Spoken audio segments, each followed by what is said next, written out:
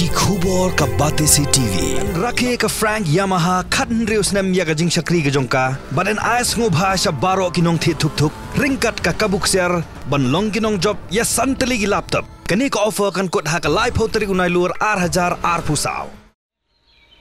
Burom आज का समझ घर पर एक इंसान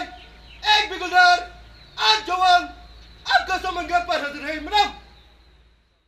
Ka Tnat Pulit Jonggari Boy District haka arpau tarik unai luar arhajar arfusau kala Pynkup Burom daka Khusnam yaki Pulit officer bat yaki nong tray halor kajing ai jing syakri ka babahatam bat yaki Pulit ki baladon benta ban Ïakhun persya yaki babun ki kam runa ruser bat ban penne yaka syongsuk syongsan hapo ka them riboy haka jing sam yaki Khusnam la sakhi lang daka Director General of Police ka jela ka kong ida shisha nongrang ka balalongkum ka kongsan u Superintendent of Police Jonggari Boy District u Jakpal Singh Dhanau u Additional SP Garibhoy District u ba banralang jerwa bat kontup ru yaki wegi officer bat ki Pulit hatem ribhoy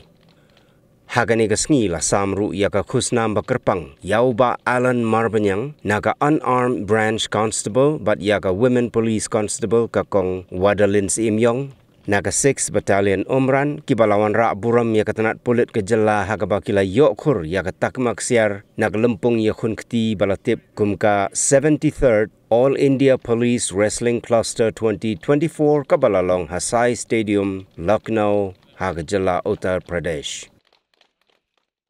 I'm so glad that I've finally been able to come to Riboy District and on such an occasion. It's even greater pleasure that I noticed that you, the people who are getting recommendations and rewards today, come from every single unit of Riboy Police, whether it's the armed branch, whether it's the unarmed branch, whether it's the SF10, whether it's the SOT, whether it's the PSOs, whether it's the drivers. I am so happy to see that there is this working together. It is this working together as a team which will lead us to greater achievements and greater glories. I wish you all the very best and congratulations once again. Thank you.